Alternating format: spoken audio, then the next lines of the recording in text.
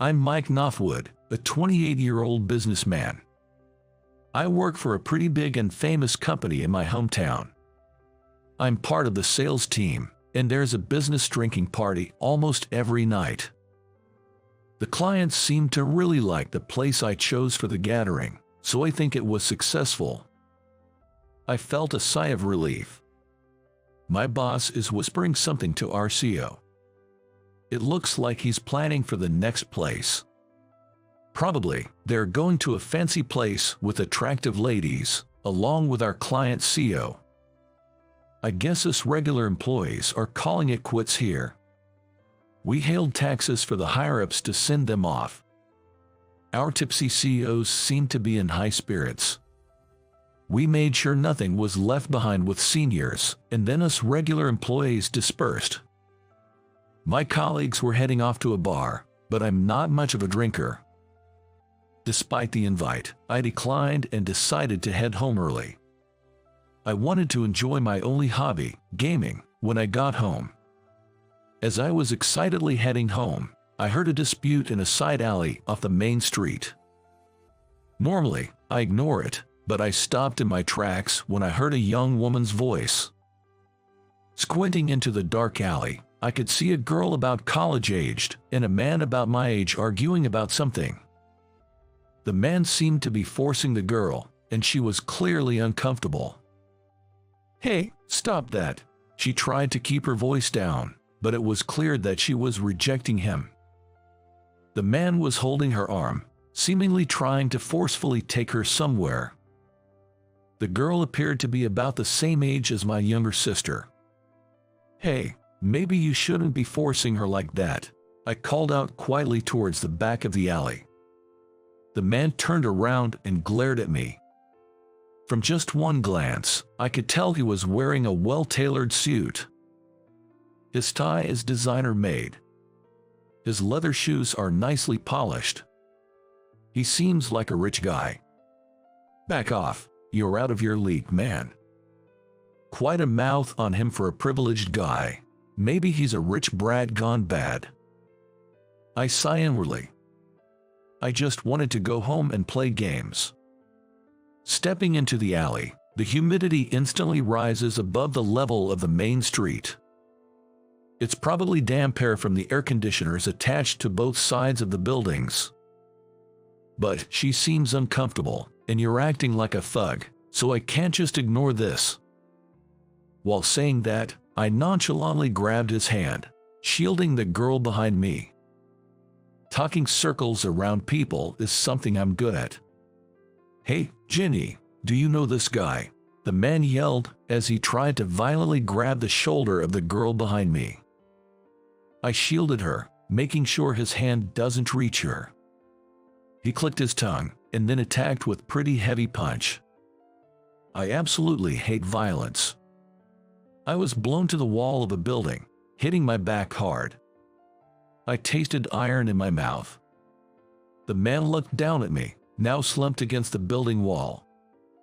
There was a vulgar grin on his face. These kind of guys never stop at one punch. He's the type who gets excited by the violence he inflicts. Just as I tried to escape, a kick to my stomach made me groan. See, just as I thought. I nearly laughed at how well I had read him. Just as the man clenched his fist again, the girl thrust her cell phone screen in his face. "If you don't stop, I'm calling police. Are you planning to make your dad clean up the mess again?" She said this with a voice so cold, it was like she was mocking him. Maybe because he didn't believe she'd actually call the police, his fist clenched tighter. Without hesitation, she started using her cell phone. From the speakerphone, you could hear the voice of a police officer answering a 911 call. He kept asking, "What's the matter?" The man lowered the fist he'd raised and clicked his tongue. "Don't run, Ginny." The man said this and ran off down the alley. She ended the call only after making sure he had gone. "We should move before the police arrive. You don't want any more trouble, right?" She grabbed my arm to help me up, and then lent me her shoulder as I wobbled. Her side profile is a real beauty, but with a hint of darkness. A pure yet mysterious beauty. By the time we reach a bench in a park away from the alley, we're both sweating. She made me sit on the bench and bought a couple of bottles of water from a vending machine. She gave me one and used the other to dampen her handkerchief and gently wiped my face. I rinsed my mouth with the water she gave me, but I could still taste iron. It looked like I had cut the inside of my mouth quite a bit. "We need to get you to a hospital. You're bleeding." She said this with a worried look while holding the cold handkerchief to my wounds. "I'm fine. It's not as painful as it looks. Are you hurt anywhere?" At my words, she opened her eyes wide in surprise. Then, tilting her head slightly, she looked at me in puzzle. Did I say something strange? Just as I was about to open my mouth again, her slender hand moved swiftly. Before I knew it, my suit jacket was whisked away. Excuse me." Suddenly being stripped of my jacket, I was flustered. "I'll get it cleaned and return it. I'm sorry, but could you please provide your contact details?" She said this in a polite but firm tone. She quickly tossed over items that were in the pocket. When she found a business card holder in an inner pocket, she smiled. "I'll take a business card, if you don't mind." "Excuse me." She promptly pulled out a card, and she tossed it over to me. She took the business card and paused for a moment.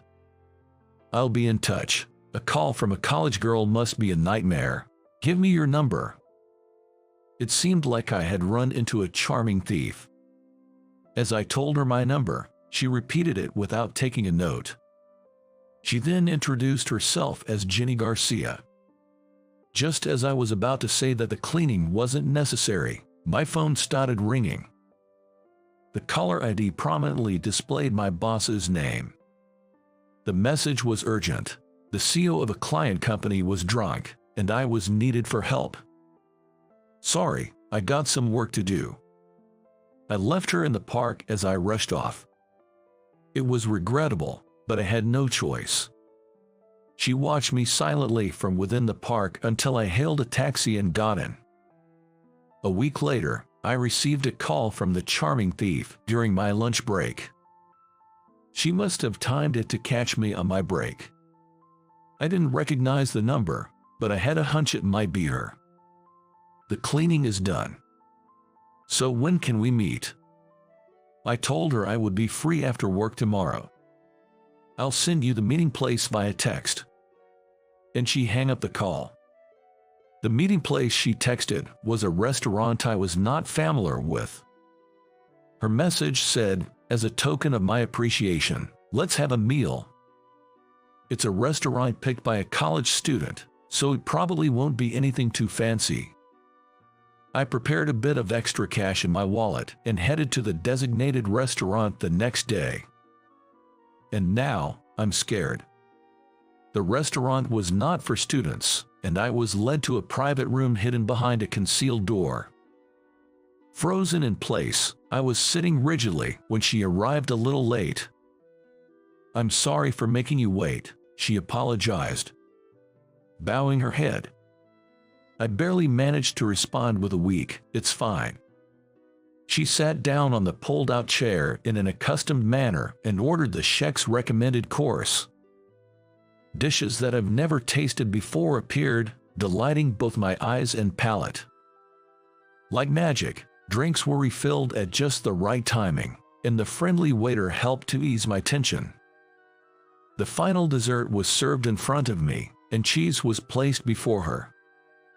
Being a lover of sweet things, it was the best cake I've ever had in my life.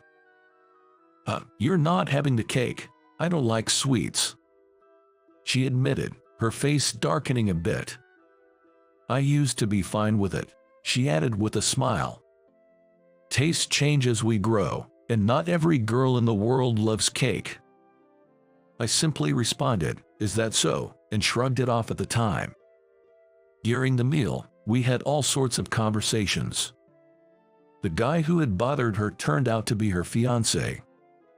She talked about marrying right after graduating from college, but she didn't seem happy about it. I could easily tell something was going on.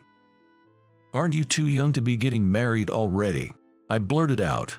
Jenny merely smiled awkwardly in response to my question, not saying a word. She seemed resigned, and her smile could also be interpreted as a knowing smirk.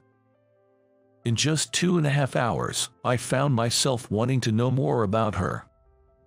When I reached for my card to tackle the bill I was dreading, I was told it had already been paid. "It's on me as you helped me," she said with a smile, handing me my freshly cleaned jacket. As we left the restaurant, she quickly said goodbye and began to leave.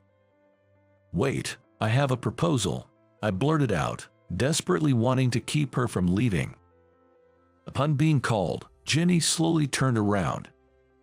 The sight of her looking straight at me was breathtakingly beautiful. "If you get married soon, let's do the things you won't be able to do once you're married." She looked surprised at my words, her eyes widening. It was a bold proposal, but it was all I could think of. Jenny was set to marry that guy right after graduation. And clearly, it wasn't a marriage she wanted. So I thought, why not enjoy her freedom until she gets married? I wanted to see her smiling, preferably by my side. "What a proposal," she said, her voice filled with a hint of disbelief. Suddenly, I felt embarrassed. When I timidly asked, "So, is it a no-go?" Jenny shook her head.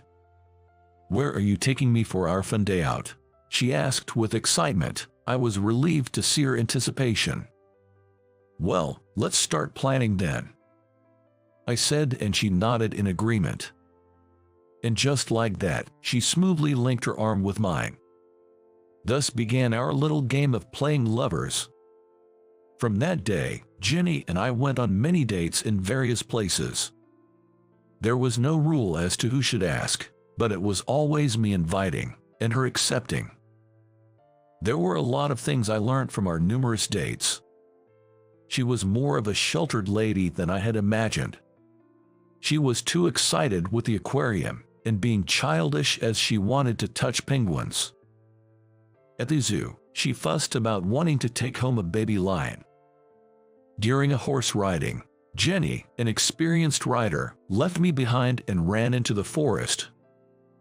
I remember feeling awkward when she showed up in a summer dress for the county fair. I was forced to buy a cotton candy that was 3 times the size of her face.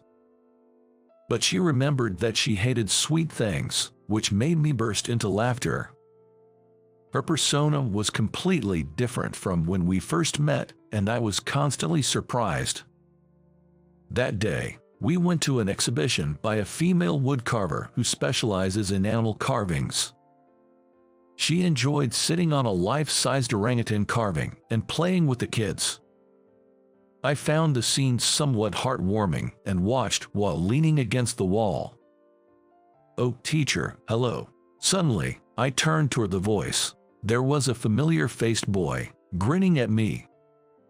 "Hey, are you here with your family?" I noticed a girl holding his hand. He nodded with a hearty smile. "You're a teacher?"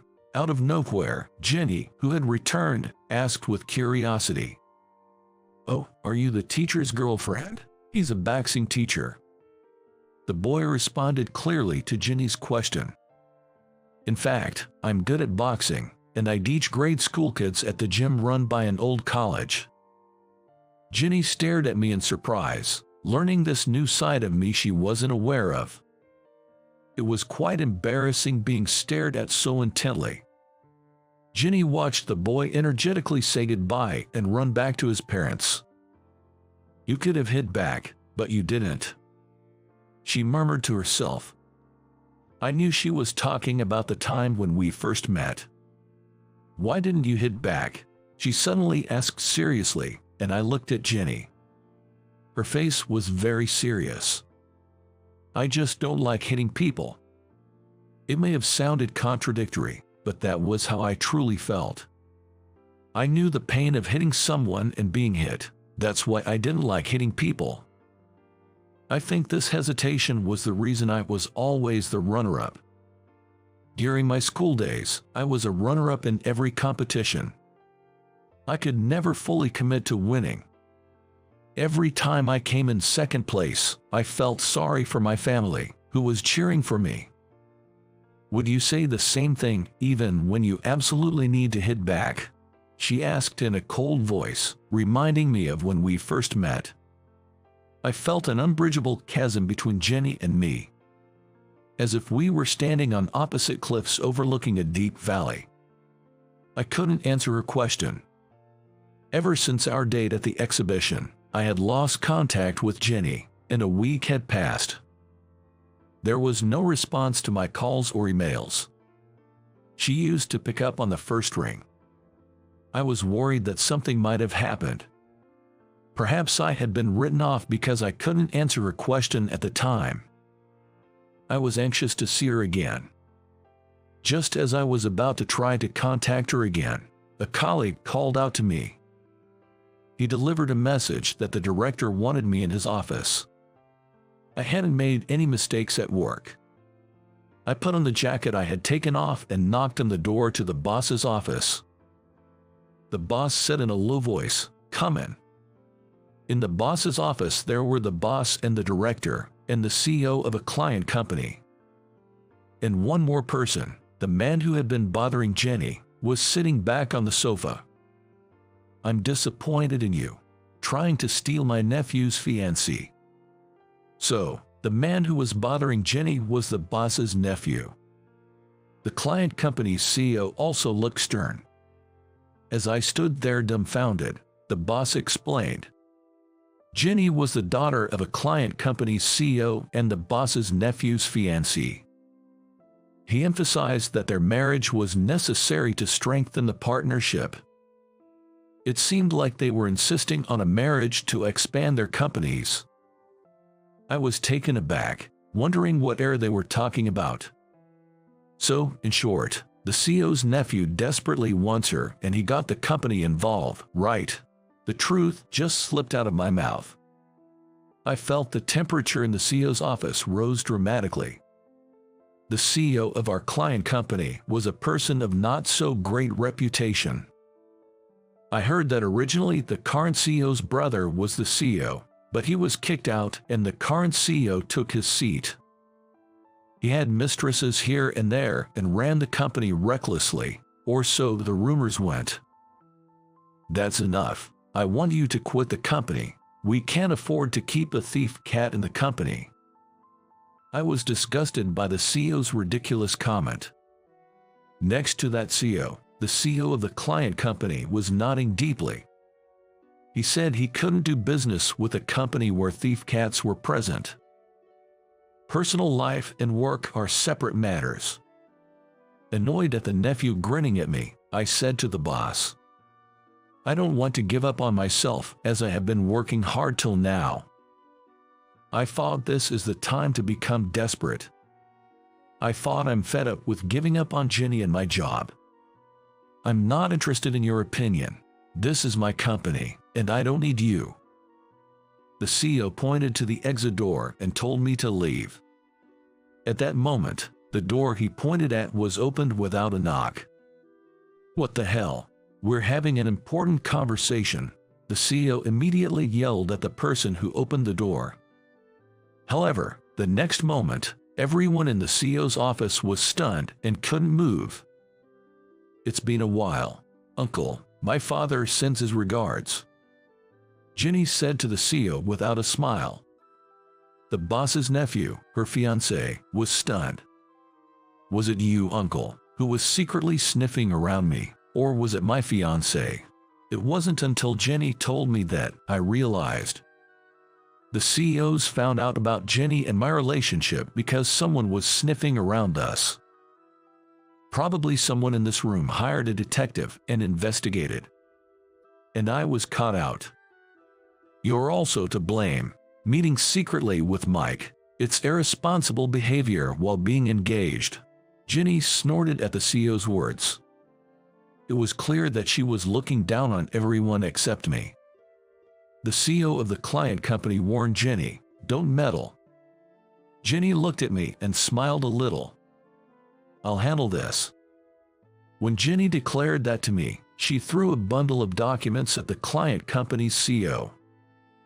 "You're fired, CEO Williams," Jenny said to CEO Williams with cold, icy eyes. CEO Williams, flustered, flipped through the documents thrown at him. With each page he turned, his face turned paler. "My brother is the CEO from today." Incredible. Jenny conspired with her real brother and took over their father's company, investing in her father's company from her company, and gradually buying up shares behind. "We'll take back my father's company." Jenny glanced at her fiancé, who was totally in shock, and thrusted documents at him too. The words compensation were written. Jenny informed her fiancé that she would claim damages for all the mental distress he has caused. Then her gaze shifted to our company CEO. He flinched slightly. "I will poach Mike for company, and brace yourself, I will bring down this place too," Jenny said, her mouth the only part of her that's smiling. Her eyes were not. "Is this your idea of revenge?" Hearing CEO Williams' squeezing voice, a big smile appeared on Jenny's face. "If you compare it with what you've done to my family, it's nothing. The real hell starts now." In truth, Jenny isn't CEO Williams' daughter but his niece. Her biological father was the CEO who was ousted by Williams. Jenny's father, having lost control of the company, died from a combination of stress and overwork. Seemingly, her mother, who had been part of a loving couple, died of illness not long after. Only Jenny and her brother were left. Jenny was taken in by CEO Williams, and her brother was put into a facility. It's likely he adopted Jenny because he thought she could be a useful pawn in the future. He probably never imagined that she would turn on him. Jenny had been patiently waiting for a moment of revenge. As CEO Williams collapsed in defeat, Jenny looked at him once, then extended a hand to me. "Welcome to our company, Mike." Just as she had declared, Jenny set out to destroy the company where I had been working. The employees trembled at the sight of her relentless advance, with no hesitation or doubt. I started working as a secretary to the CEO at Jenny's company. The CEO is Jenny's real brother, James. He's the same age as me. The new job was tough in many ways, but somehow I managed. The company seemed to be changing into a more pleasant workplace, freed from dictatorship. I think the brighter expressions of the employees are proof of that. I would love to say everything is going well, but there's one thing that worries me. Jenny has been avoiding me. Ever since the incident in the CEO's office, she has been actively ignoring me. Even when we pass in the hallway, she just acts as if I don't exist. Just when I was trying to find a way to talk to her, CEO James showed up. "Do you know what a Savannah cat is, Mike?" Confused by the unrelated topic, I tilted my head. A Savannah cat is a breed of cat born from the crossbreeding of a serval cat and a domestic cat. It's about the size of a dog. Depending on the breed, it is necessary to register with the local government to keep one.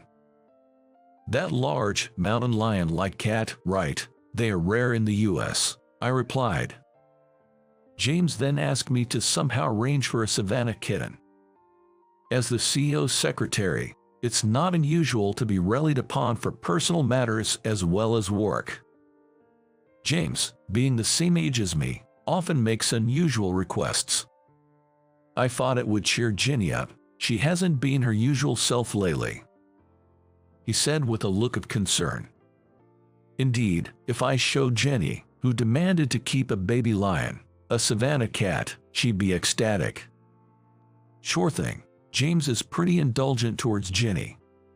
"Sure, I'll look into it right away. And prepare a cake that she would like," It's her birthday soon. When I heard cake, I was surprised. Jenny is supposed to dislike sweets. James should know that. Jenny doesn't like sweets and can't eat them, right, but a cake. At my words, James seemed taken aback and sat down on the spot, scratching his head. I was taken aback by his sudden strange behavior. Holding his head, James muttered, "That girl, what a fool." Apparently, when Jenny was little, she loved cakes. When her family got together for her birthdays, she would beg her father for various types of cakes. Even when the company was taken over, her father would still buy her a cake. Then, the day after Jenny's birthday, her father collapsed and never came back. Jenny believes it's all her fault. James told me that she thinks if she endures her favorite, her father will come to see her. James never expected that even now, as a college student, she would still hold on to that wish. Take back the company, crush the trading company that drove her father to ruin. Jenny, who coldly gets everything done, is still a young girl who just wants to see her father. When I think about how much she's sacrificed to regain happiness, I feel like tears will overflow. I promised James about the Savannah cat and pleaded with him to tell me where Jenny was. I just wanted to talk to her. I drove to the place James told me. The exhibition we went to together is on its final day, and Jenny is said to be there. In the exhibition room filled with the excited voices of children, I found Jenny, lost in thought. She was staring at a family looking at a wooden bear, seemingly enjoying themselves. Her profile looked expressionless, yet it also seemed like she could burst into tears any moment. Found her. I gently whispered and gripped her hand so she couldn't run away. Jenny, who looked back in surprise, had noticeably lost weight since I last saw her. "Why are you avoiding me?" She shuddered at my question. I stopped her from trying to run away by tightly gripping her hand. With a resigned look, she relaxed and said in a small voice, "Because you hate hitting, don't you?" Jenny continued in a small voice, thinking I despised her because I hate hitting. Her voice was shaking slightly. "I hate and am bad at hitting, but it depends on the time and place. I've changed my mind a bit." I spoke to Jenny as gently as possible. "If it's for you, I'm sure I can handle it." Upon hearing my words, Jenny started shedding tears. She told me she felt terrible for affecting innocent employees' families by taking over companies. But she always acted tough, to show that the person she resents is herself. She said she was prepared to carry all the blame and live her life. "Is there anything I can do for you?" I gently asked the crying girl. Then, in a small voice, she replied, "Stay by me. Like my dad, don't disappear. Always be by my side." I wanted to hold her right away, but I restrained myself. Instead, I put a lot of strength into the hand we were holding. "Certainly, I'll always be by your side, Jenny. Can you smile at me every day?" At my question, Jenny cried and nodded many times. While watching her tears, I made a promise to myself. I will never make her cry again after today. I'd even import a Savannah cat if it's for her. Surely, she'll hug the big cat and show me a full-faced smile. The more the merrier when it comes to family, right? As I muttered this, looking at families around us, Jenny's face turned beet red. Isn't it a bit early for that? Not at all. I thought on our way home from the art exhibition. I will buy a ring at a jewelry shop on the way. I was thinking about this, looking at Jenny's blushing face. Who would have thought that our meeting that day would lead to this? I had no idea back then. Now, I'm grateful to God for our encounter that day. My name is Mark Johnson. Along with my wife, Susan, We run a public bathhouse, a business inherited from my grandfather's time. We had a fateful encounter with a child. It was on a day in early spring when the chill still lingered in the air. It was a little past 9 o'clock in the evening. Having seen off the last customer, I was preparing to close the store with my wife. I left the indoor cleaning to Susan and went to take down the entrance sign when I spotted a small figure near the trash dump located a little way off from our shop. Under the glow of the street lamp, I could see a raggedy girl rummaging through the garbage. At that time, I thought the girl was just searching for something. But considering the late hour, I thought I should say something to her. I called Susan, and we approached the girl together. As we got closer, we saw a girl in a thin long-sleeve shirt and skirt, barefoot, in the cold season when a jacket would still be necessary. Although she wore sneakers, they didn't fit properly, and she was stepping on the heels. Surprised by her appearance, both Susan and I could do nothing but gawk, until I finally spoke up. "Little lady, it's quite late. Are you looking for something?" Perhaps startled by being addressed so suddenly, the girl flinched and turned towards us. Her hair, slightly longer than shoulder length, was messy, lacking the luster typically seen in a child's hair. Her bangs were long, obscuring her eyes. "I'm hungry," she replied. Hoping not to frighten the jittery girl, I gently addressed her. "So you're hungry, huh? But it's late. Let's call your house. Do you know your home phone number? We can phone your mom or dad to come pick you up." But the girl shook her head vigorously. "I get it. It's scary to go to a stranger's house, isn't it? How about this? We'll call your folks while we wait together here." Since it was late, I thought she might be suspicious of us. However, the girl confessed. "My mom hasn't come home for about 3 days. I've been waiting for her to return, but I'm so hungry." Her words led me to suspect possible neglect or abuse. "So, how about we call the police and you wait here a bit?" I asked. "No, not the police. Mom said no to the police," she exclaimed. The mention of the police seemed to put her on guard all at once. Just when I was contemplating calling the police despite her reluctance, we heard her stomach growl. Susan was the one to break the silence. "Are you hungry? When did you last eat?"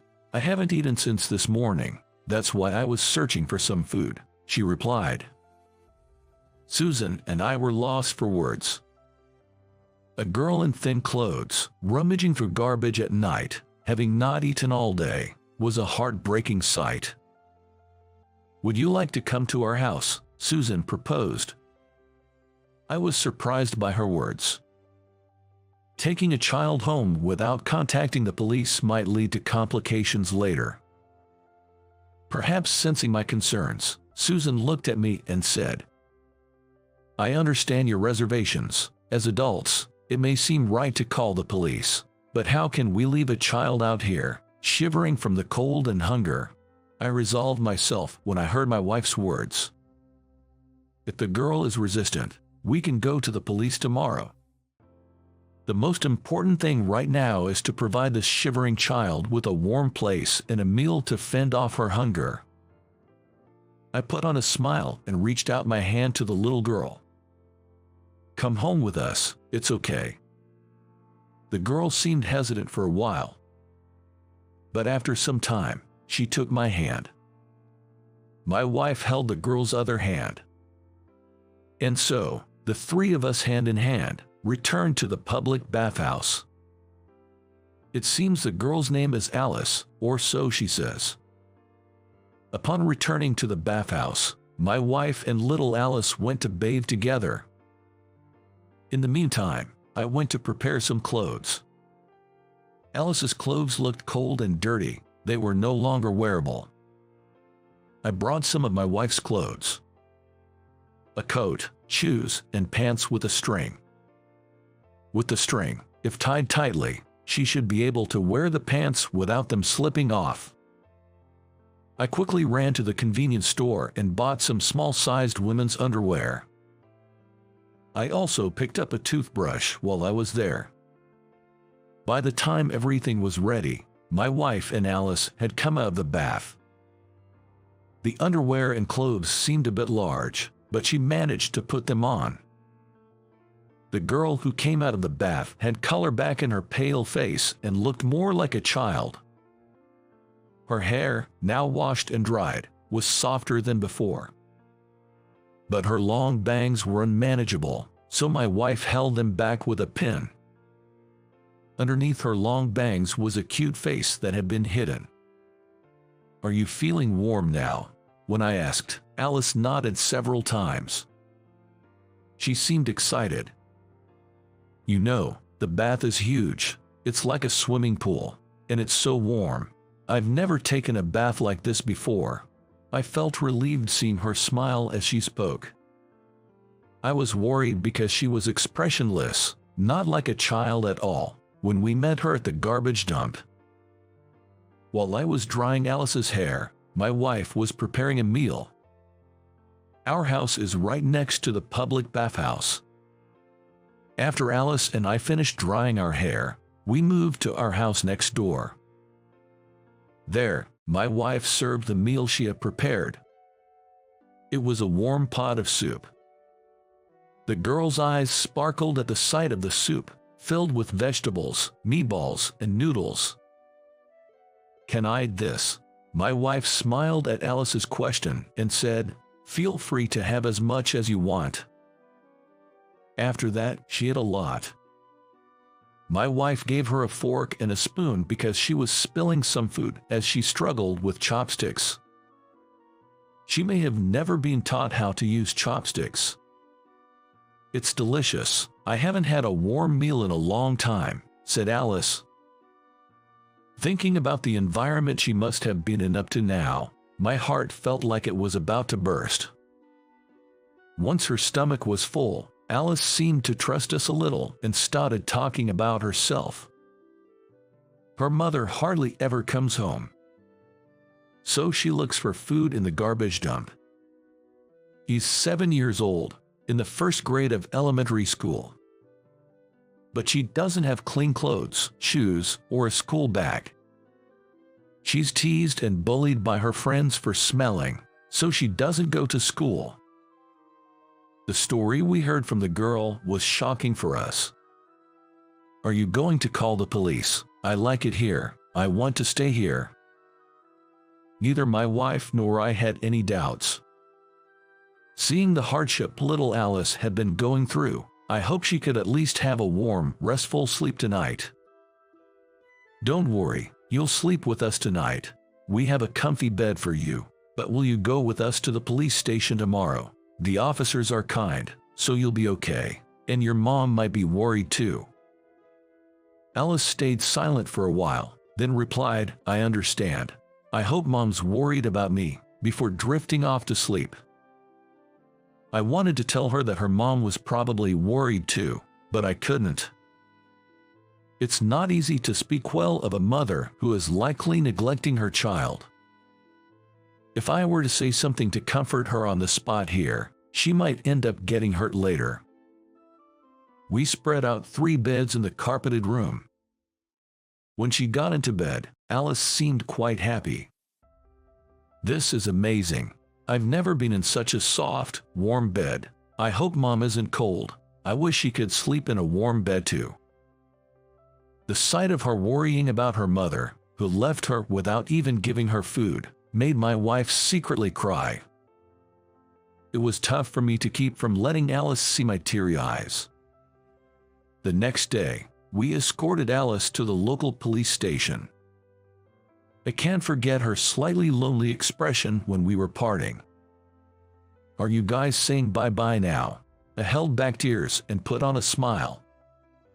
"I hope we can meet again someday. The police will take good care of you, so there's nothing for you to worry about, okay?" I told her, and Alice nodded. My wife hugged Alice for the last time. As we left the station, Alice waved at us with a smile.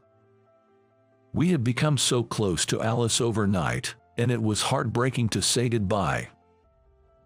On the way home from the police station, my wife was very worried about what would happen to Alice.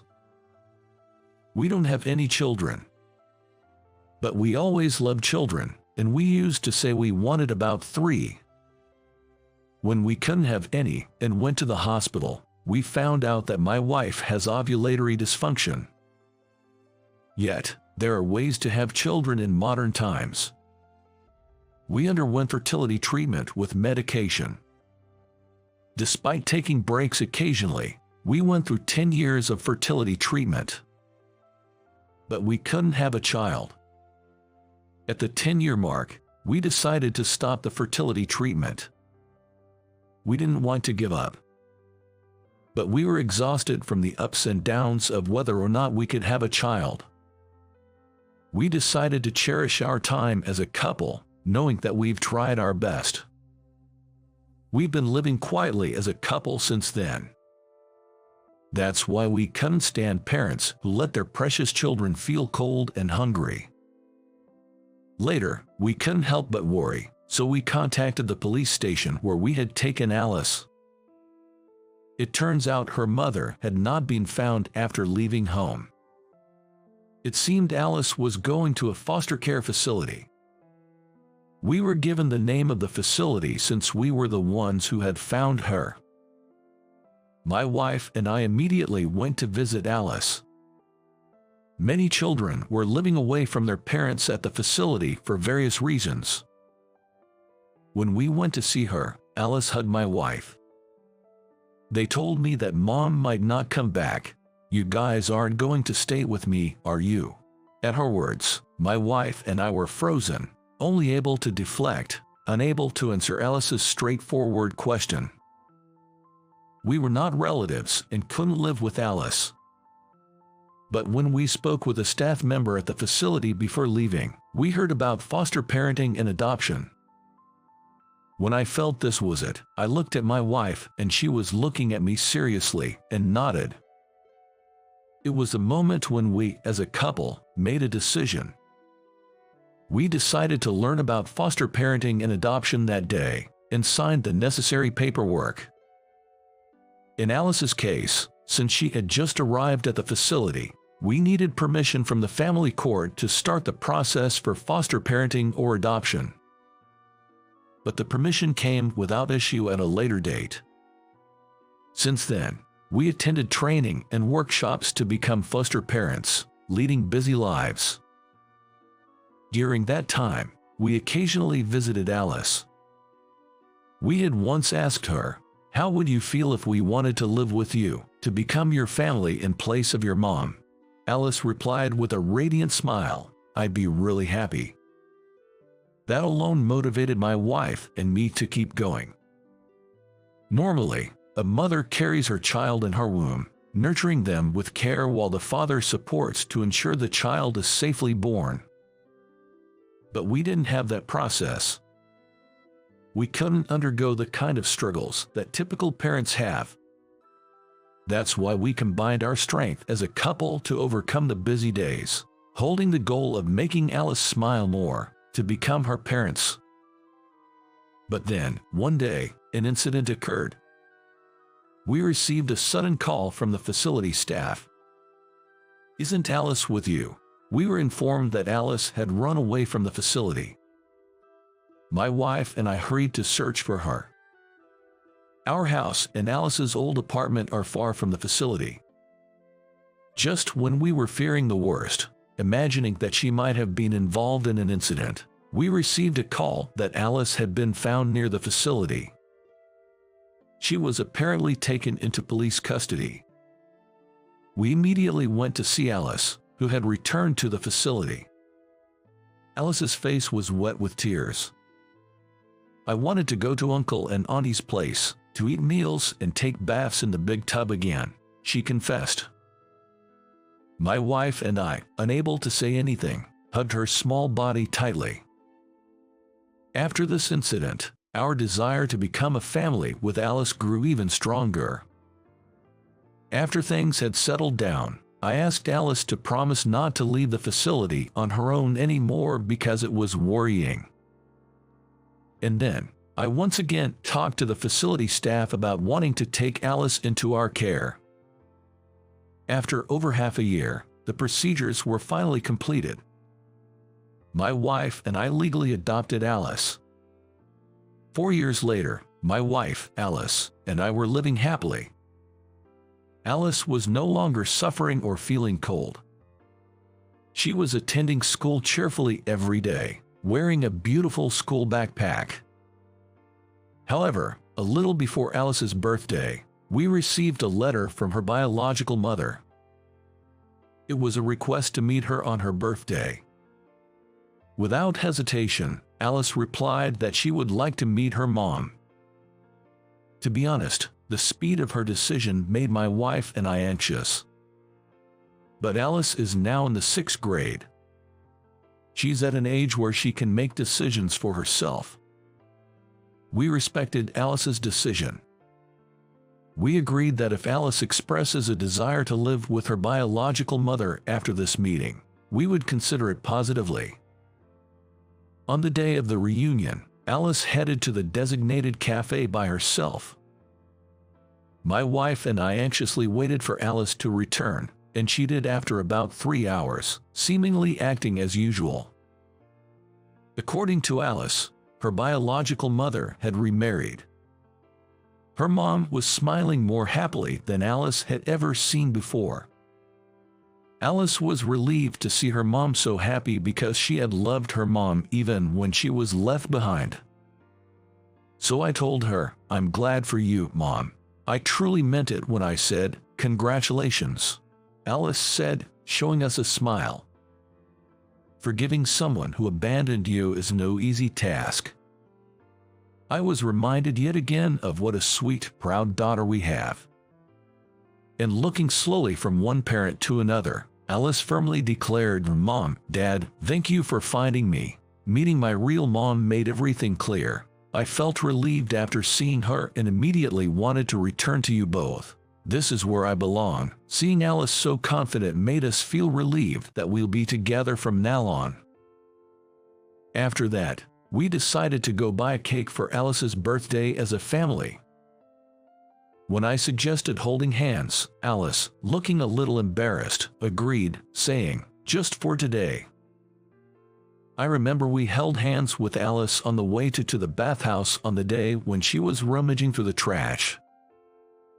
But Alice's hand has grown so much since then.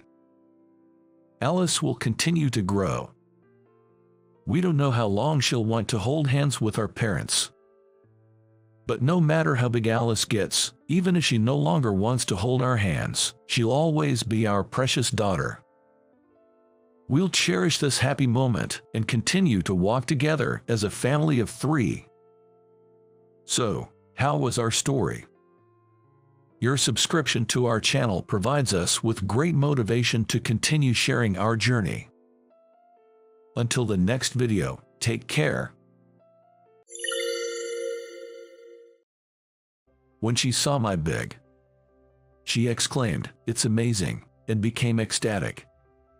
As I presented it to her, she opened her mouth wide and eagerly took it in, biting down. Seeing her delighted expression filled me with happiness too. When I asked for her impression, she spoke with tears welling up in her eyes, saying, "I feel so incredibly happy. I think it was the most beautiful smile in the world." But there were many things that happened before she showed me that smile. Let me tell you the story this time. My name is Sean Taylor, 30 years old. I work as a pastry chef at my family's cake shop. Recently, one of the staff members quit, so we were short-handed. On this day, I was exhausted from working overtime. Since I work at my family's shop, I decided to live alone so that I could relax and do things at my own pace after returning home. My apartment is about a 15-minute walk from the family cake shop. While descending the stairs of the pedestrian bridge on my way home that day, I slipped and missed a step. It was probably because I was completely exhausted and feeling dizzy. At first, I felt pain when I collided with something, but I don't remember much after that. It was fortunate that I didn't bump into anyone. When I regained consciousness, I was already being transported to the hospital. "Mr. Taylor, can you hear me?" A nurse said, the line often heard in medical dramas. With a vague consciousness, I turned my gaze towards the voice, and the nurse was just about to touch my clothes. The beautiful nurse who was about to strip me naked had a tightly fitting white uniform that was bursting at the seams. Most men might be particularly weak to well-endowed women, and I was no exception. I found her incredibly attractive. Yes, the nurse standing in front of me was my exact type. I felt like I had seen her face somewhere before, but my consciousness was hazy, and I couldn't recall. Anyway, even though I didn't know the extent of my own injury, I considered myself lucky just to have encountered a beautiful nurse, and I lost consciousness again. And when I woke up next, the treatment was already over, and I was fully conscious. When I was being transported and feeling dazed, I didn't realize it, but I actually knew the beautiful nurse I thought was lucky to meet. "Wilson, Margaret Wilson, right?" I muttered as I saw the nurse who came for a checkup. She smiled and fluttered her name tag on her chest. "That's right. It's been a while. When you were brought in, you didn't react at all, so I thought you had forgotten me." "No, I was just in a daze back then. There's no way I could forget." Yes, there was no way I could forget. She was my first love. She and I were classmates in elementary school. She was bright, kind, cute, and even excelled in academics. She was popular in our class. I, on the other hand, was clumsy and couldn't study or excel in sports. She was always there, subtly helping me, the one who was constantly teased by others. She was my first love. Back then, she was taller than me, and I had this childish idea that I would confess my feelings to her when I became taller than her someday. But that day never came. She transferred to another school when we were in 5th grade. I think she mentioned it was because of her father's job transfer, but it was truly sudden. Of course, I couldn't confess anything, and all I managed to say was, "See you later." To meet my first love again in a situation like this, it was unimaginable. And not only that, I was glad that she remembered me too. While I was hospitalized, she made time to visit my room. She even brought snacks outside of her working hours. I looked forward to talking to her every day. It was the highlight of my day.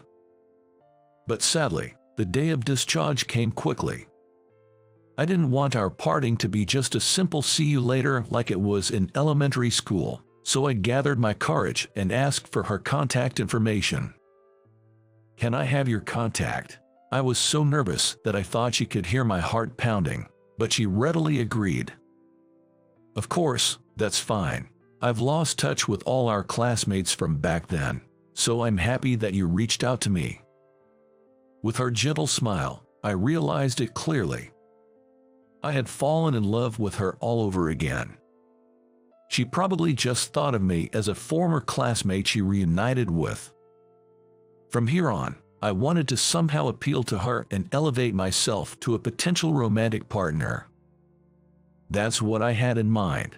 After my discharge, we exchanged messages and had various conversations. In addition to that, we started going out to eat together. She remembered a lot about my time in elementary school.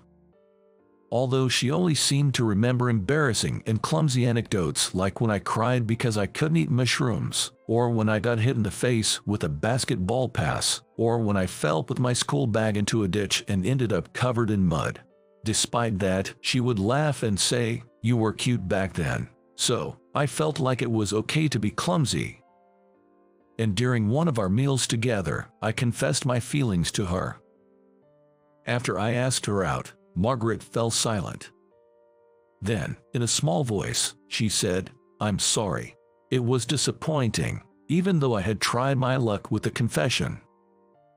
But since she seemed apologetic and had a somber expression, I made an effort to maintain a cheerful expression. "No, don't worry about it. I just wanted to express my feelings. I don't think I can be a match for someone like you, Margaret." When I said that, Margaret seemed flustered and denied it. "No, it's not like that. It's not that I dislike you or anything." It seemed like she had something else she wanted to say. "Is there another reason? If you don't want to say it, that's fine. But if you want to let it out, I'm here to listen." After hearing my words, Margaret seemed to have made up her mind. She let out a small sigh and then began to speak. I was married once. I'm divorced. I got married right after college. He was really kind, and I loved him so much, but he cheated on me. On one of the nights I had a night shift and there was a sudden change in my schedule. I came home and found a woman I didn't know there, and it wasn't the first time. It seemed like he had been bringing women over whenever I had a night shift. Her voice was trembling, and I could tell she was shaken. I wanted to hold her hand, but our relationship didn't allow for that, and it frustrated me. I had no idea until then. After that, it became difficult for me to trust in a relationship, so I'm sorry. She bravely shared her painful memories and accepted my feelings with sincerity. All I had was gratitude towards her. Upon learning about my feelings, she said it might be better if we didn't contact each other anymore. I was the one desperately trying to hold on to her. I expressed that I wanted to meet again, even if it was just as friends. I wanted to bring a smile to my first love who had been hurt. I rejected your confession. Are you okay with meeting me?" Upon hearing those words, I vigorously shook my head side to side like a fool. "No way, of course not." My desperation finally brought a smile to her face. From then on, Margaret and I continued to meet as friends, just the two of us. The change came about half a year later.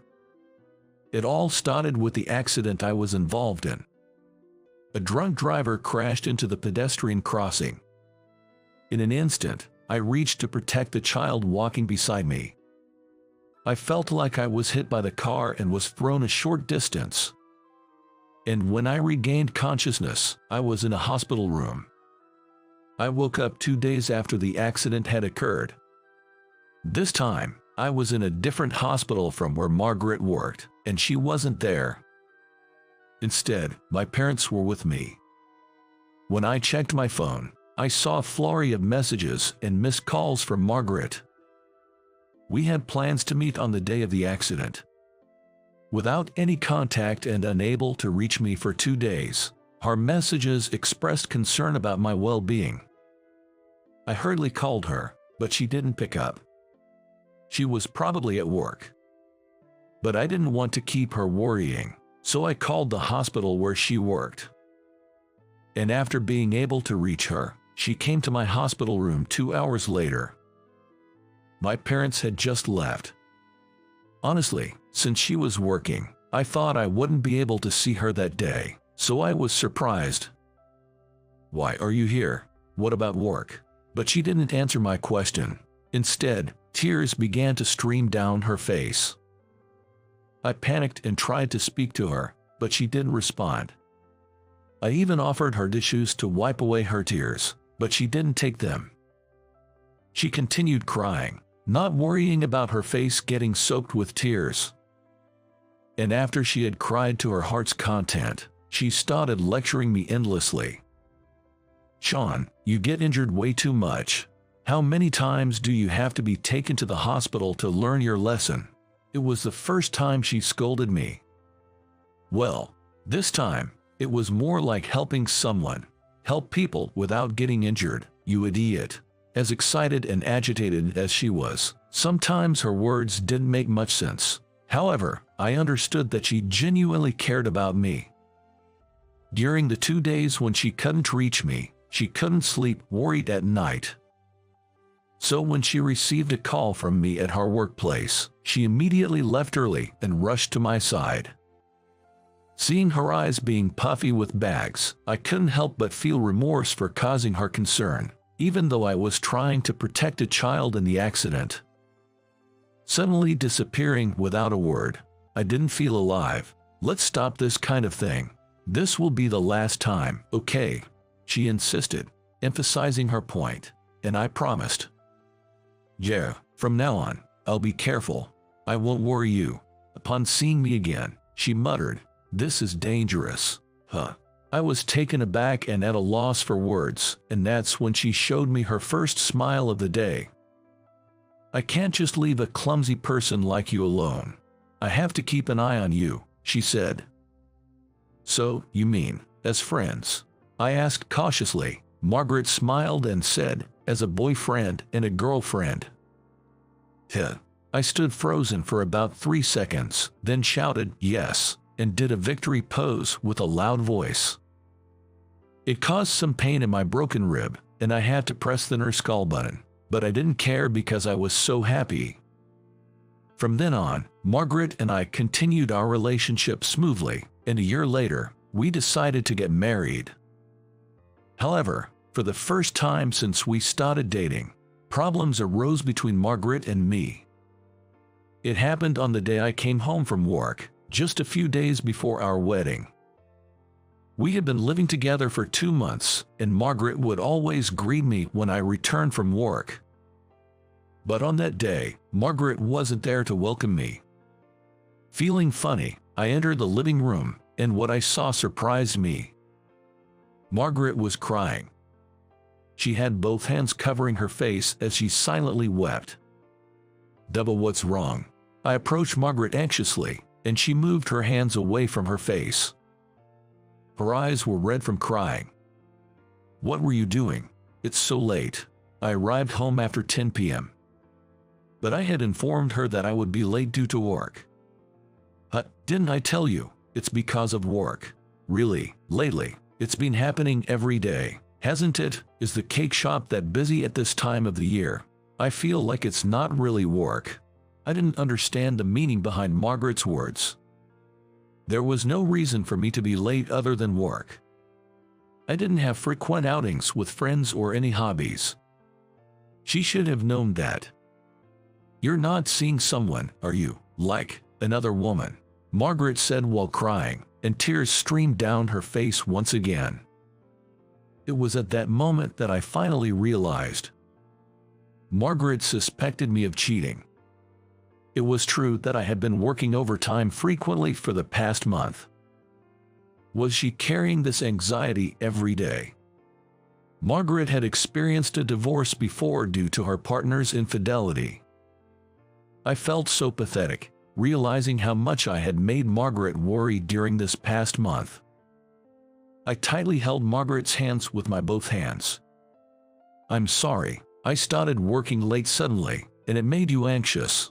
Whenever I asked for details about your work, you always deflected the question. I wondered if you couldn't tell me. I believe you wouldn't cheat, but because of my past and the fear of being kept in the dark, I felt anxious." It was true that I had been evasive when Margaret asked about the specifics of my overtime work. I wanted to make Margaret happy, but instead, I ended up hurting her. At this point, there was no other choice but to tell her the truth. "Come with me." I took Margaret to the cake shop owned by my family, where I worked. There were numerous cake illustrations and cake samples in the refrigerator. "Is this a wedding cake?" Margaret murmured as she looked at the illustrations. "Yes, I wanted to make our wedding cake myself. I've been thinking about what kind of cake would be good. I wanted to surprise you and make you happy. That's why I couldn't talk much about my overtime work. But it made you anxious, didn't it?" Margaret let out a deep sigh upon hearing my words. Perhaps she had been on edge all this time. "I'm sorry for doubting you. It's all right. They say it's common to feel anxious before getting married. And considering your past with your ex-husband, I understand how being kept in the dark can make you anxious. I'm sorry for making you worry." After exchanging apologies, Margaret eagerly tasted the cake samples I had made and exclaimed, "It's delicious," with a smile on her face. Looking back, we had been busy with wedding preparations and creating trial wedding cakes for the surprise, leaving little time to spend together. It felt like it had been a while since I last saw Margaret smile like this. Margaret said, "I'm looking forward to the wedding cake," and she didn't seem to have any anxieties. It's unfortunate that it wasn't going to be a surprise, but Margaret's peace of mind is more important. I'll do my best, so look forward to it. I decided at that moment to make the best cake ever. So, on the day of the wedding, she looked incredibly beautiful in her wedding dress, and there was no bias in that statement. Margaret was overjoyed when she saw my large wedding cake. When she said she couldn't eat because it is a waste, I jokingly said, "Please eat it. I made it just for you." During the first bite, where the bride and groom feed each other cake in front of everyone, both Margaret and I had beaming smiles. As I scooped up the cake and offered it to Margaret, she instinctively held my hand, holding the spoon tightly. Then she opened her mouth wide and took a bite of the cake. "I'm so happy. It's the most delicious cake I've ever had. Thank you so much," she said with a smile. She was the most beautiful in the world, and I reaffirmed my determination to make her happy.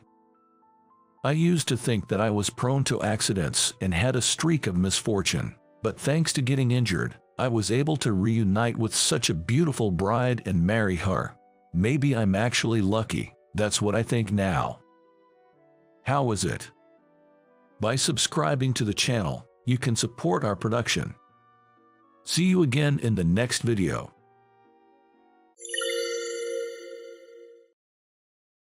My name is Jason Miller.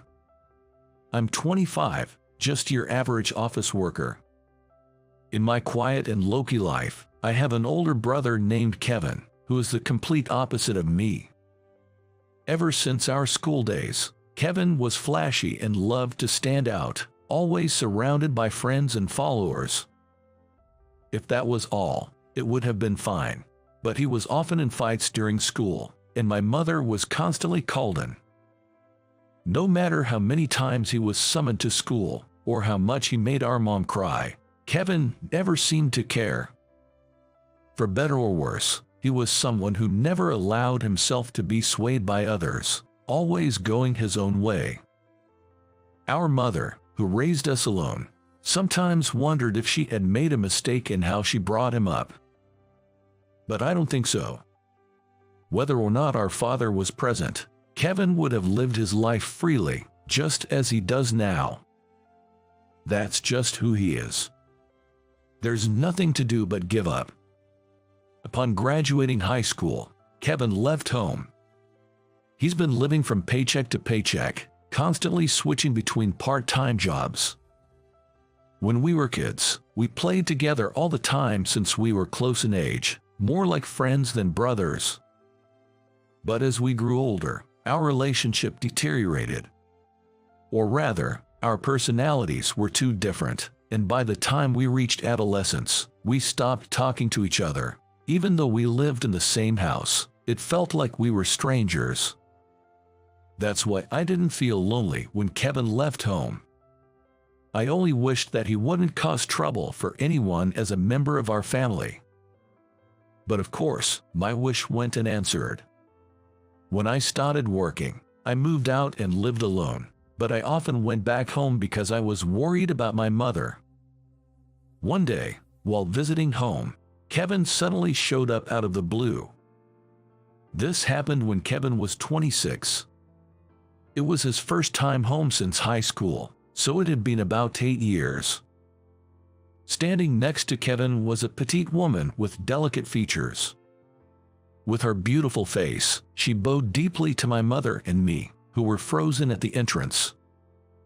"Oh, nice to meet you. I'm Nancy, Kevin's girlfriend."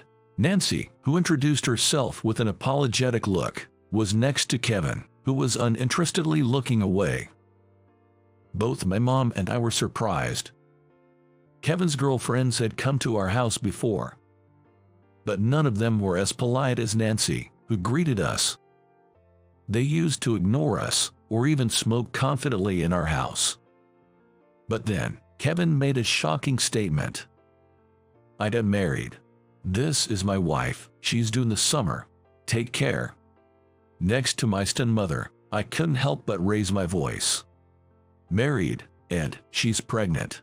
In response to our reactions, Nancy bowed her head again. "I'm really sorry." Seeing Nancy bow her head weakly, both my mom and I managed to calm down. We decided to hear the details from Nancy, who seemed more willing to talk than Kevin. Nancy is 22. She had been working part-time since graduating high school, but she now has an office job. She happened to meet Kevin in a bar, they started dating, and she soon found out she was pregnant. They just got married, and she's currently 5 months pregnant. I had heard from Kevin that he had already spoken to his family about our marriage registration and my pregnancy, said Nancy, her voice wavering. "Until recently, I was bedridden due to severe morning sickness. I had no idea he hadn't spoken.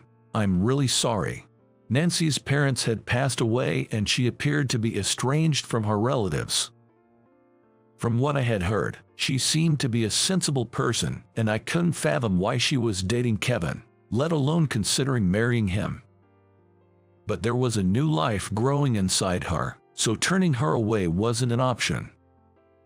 Moreover, Kevin seemed incapable of holding down a job for long and was careless with money, leaving him with no savings. Nancy found out only this morning that he was even in debt. When Nancy pointed out their inability to sustain a livelihood, Kevin casually suggested they move in with his parents. My mother and I were dumbstruck. Nancy apologized to us repeatedly, saying she would work and would not cause us any trouble. Kevin, who had put her in debt and impregnated her, did not apologize. However, I couldn't abandon pregnant Nancy, so I accepted her and Kevin into our home. "I apologize for my foolish son. Nancy, you must feel helpless without your parents. You must be worried about your living situation because of Kevin. Please live here. I'm still working, and I want you to take care of yourself and prepare for the birth," my mother said. At her words, Nancy's eyes welled up with tears. I'm sorry. As soon as I give birth and am able to work, I will start working immediately. I promise to repay this kindness," she vowed. "Both things have gone awry. We are family, and that's what matters. Let's help each other out. Kevin, you need to work hard too. No more wasting money. That's the condition of you living here, got it?" Kevin grudgingly accepted the condition. "I get it," he muttered. And so, the three of them, my mother, Kevin, and Nancy, started living together. I had been sending money to my mother and decided to increase the amount. My mother told me I didn't need to do that for Kevin, but I was not doing it for him. I was doing it so that my mother and Nancy could live comfortably. There were many things about Kevin that were irritating and frustrating. But what was vexing was the fact that the ones who had to deal with this were our mother and his pregnant wife, Nancy. I was concerned if Nancy, who had just met Kevin after many years of him not coming home, and his mother could manage to live together, but their cohabitation was surprisingly going well. Kevin seemed to be working, and Nancy was a hard worker and considerate, which made life seem more comfortable for our mother. In fact, when Nancy's belly began to grow and she wanted to slow down, it appeared that our mother was there to support her. However, such a life didn't last long. As Nancy entered her final month of pregnancy and they thought the baby might be born any moment, Kevin disappeared. He went to work as usual but never came back. When they called his workplace, they found out that Kevin had gotten into a fight with a coworker and abruptly declared "I quit" a few days ago, and indeed he never showed up to work after that. They haven't been able to get in touch with him since. We had considered accidents or incidents, but they found Kevin's note on the desk in his bedroom. "I can't handle this life after all. Being a father too, not happening, sorry." That was it. With just that, Kevin had abandoned Nancy and the child that was about to be born. Nancy broke down crying. She was so distraught that it made me and my mother worried. She didn't have a family home to return to. Kevin was her only family to rely on. I imagine she was terrified about what life would be like with a child on the way. Nancy talked about leaving the house right away. "I can't impose on you with Kevin, John. There's no blood relation between me, my child, and you. I can't be that much of a burden." The one who stopped Nancy from leaving was my mother. She begged her to stay at least until the baby was born. My mother was probably worried about Nancy being alone too. About a month later, Nancy gave birth to a healthy baby girl, Mia. But while Mia was fine, Nancy fell sick after childbirth. She kept bleeding and had a fever that wouldn't go down. There was no way Nancy and Mia could live on their own, so they continued to live together. During that time, they had many discussions and decided that our mother, Nancy, and her baby Mia would continue to live together and raise Mia. I moved closer to their house and supported them as much as I could. I thought there might be times when they would need a man's help. Once, I asked Nancy what she thought of Kevin, who had irresponsibly left without even getting a divorce. I thought she might be holding a deep grudge. But Nancy wasn't harboring any resentment. Kevin was never good at living his life. He was a burden to those around him and only thought about himself. But he reached out to me when I was lonely and chose to be with me. I know he's a hopeless case, but I just can't bring myself to hate him because he gave me a family when I was all alone. I guess I just don't have a good judgment when it comes to men."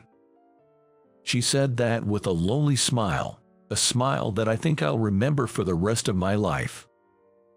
I would have treated her better, wouldn't have made her suffer, even though I thought that I couldn't express it.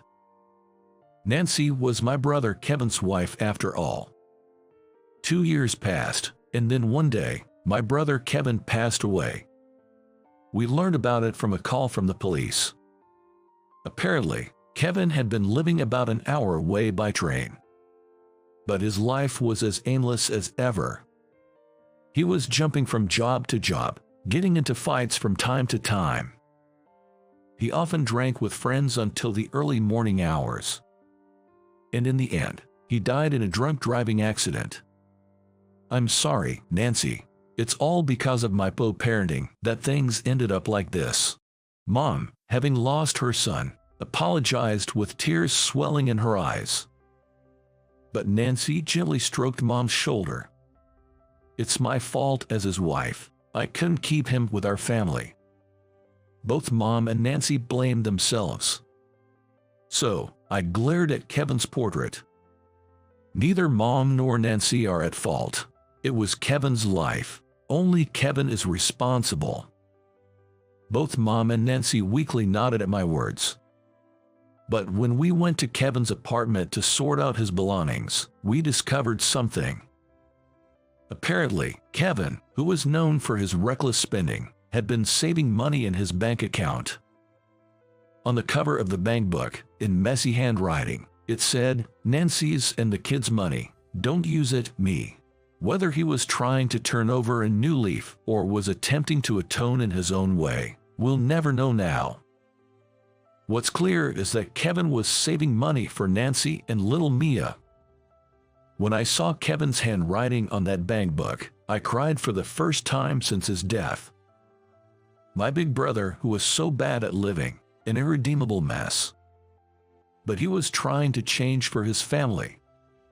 Not only me, but Nancy and Mom seemed to feel something from this fact, and we all cried together. He was by no means a good guy, but he was still my only brother. No matter how messed up he is, it seems that saying goodbye to family is always hard. I understood that. After saying goodbye to Kevin, we were met with yet another tragedy. Right after a month after Kevin's death, Mom passed away from a heart attack. There was no warning. It was all of a sudden one day. Nancy and I were completely knocked down by this. But somehow, I kept my footing, supporting Nancy. I was the only one left who could extend a hand to her and little Mia. In the 2 years since Kevin left us, Nancy had become more than my brother's wife to me. She had become the woman I loved, the woman I wanted to protect. Because of this, I had to stay strong. With this thought, I desperately held back my tears. Even after my mother's funeral, there were tons of things to think about, like what to do with the house, how and where Nancy and Mia were going to live.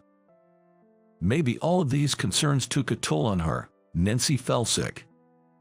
I explained the situation to my workplace and managed to get some time off. Someone was needed to take care of Nancy, and someone was also needed to look after Mia.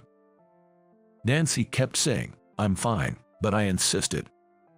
And so, I ended up living under the same roof with my beautiful sister-in-law, now a widow. Since I had often played with Mia before, I managed to take care of her.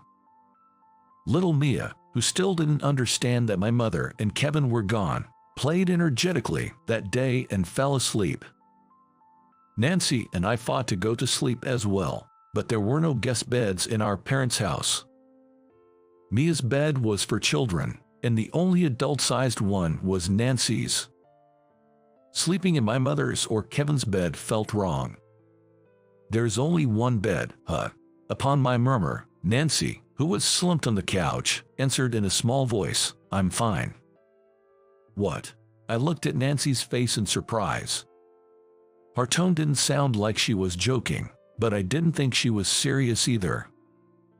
Nancy's expression was gloomy, and I understood from it that she was feeling extremely lonely and vulnerable right now. So, I forced a smile. I wanted Nancy to keep her spirits up. "I'm a big guy, you know. You'd be crushed if we slept together," I said. After a moment's pause, Nancy broke out laughing. "Haha, you're right, sorry. I'll sleep on the couch. You take the bed and get a good night's sleep. Sorry, I know it might be hard to relax with me in the house." As I said this, Nancy patted the spot next to her on the couch. "Don't worry about it. Sit down here for a bit. It's nice to have someone around after so long. Would you like to chat for a bit?" There was no way I could refuse an invitation from the woman I loved, so I sat down next to Nancy. She then let out a sigh. She looked good, so she seemed to be feeling okay for now. "A lot has happened," she said. "After Kevin, my mother also passed away, leaving just Nancy, Mia, and me. I'm sorry, my family, they've brought nothing but sadness to you and Mia," I said. Upon hearing my words, Nancy clenched her hand that was resting on her knee. "Losing your mother was devastating, but about Kevin, it's complicated. Why did he leave us? If he regretted it and was saving money for us, why didn't he come back sooner? I sometimes feel like complaining about him, but then I hate myself for thinking such things about someone who's passed away." Nancy's voice trembled, and I felt a tightening in my chest. And what's with drunk driving? He was really hopeless, but I knew he was that kind of person. I should have stopped him, but I couldn't, and he's gone now. When I think that Mia and I couldn't be the reason for him to turn over a new leaf, I feel so empty. Nancy was blaming herself. I placed my hand on Nancy's. Her hand was shockingly cold. So, I gently held it, trying to warm it up. Nancy didn't shake off my hand. "Nancy, it's okay. Don't blame yourself so much. Kevin was always a selfish man, but even so, he was trying to save money for his family before he passed away. The very fact that he was trying to do something for someone else was an incredible thing, and it was undoubtedly thanks to you and Mia that he could do so. That was my true feelings. But I don't want Nancy to be trapped in thoughts of Kevin forever.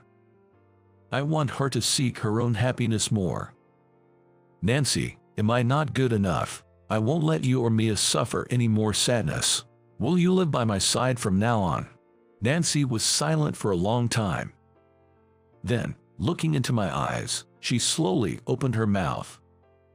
If it weren't for you, if I hadn't had you, Jason, I wouldn't have been able to survive. I think I feel the same as you, but please give me a little more time. I need time to come to terms with the reality that my Mel and Kevin are no longer with us. I understood Nancy's feelings very well. That's why I responded that I would wait, no matter how long it took. A year later, Nancy, Mia, and I together performed a memorial service for Kevin and our mother, then visited their graves.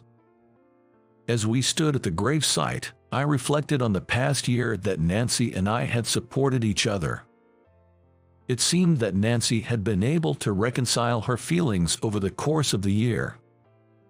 Today, Nancy was showing a smile as if she had let go of everything.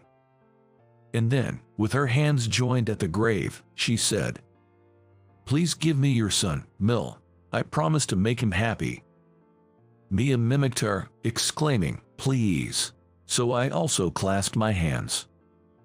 I'll make Nancy and Mia so happy that Kevin will regret what he left behind. Let him regret it from above. At my words, Nancy showed a full-faced smile. Then, the three of us, with Mia in the middle, held hands and went home. I won't let go of these hands, no matter what happens. That much I've decided. I hope you enjoyed this. Subscribing to the channel will be a great encouragement for me to create more content. See you in the next video.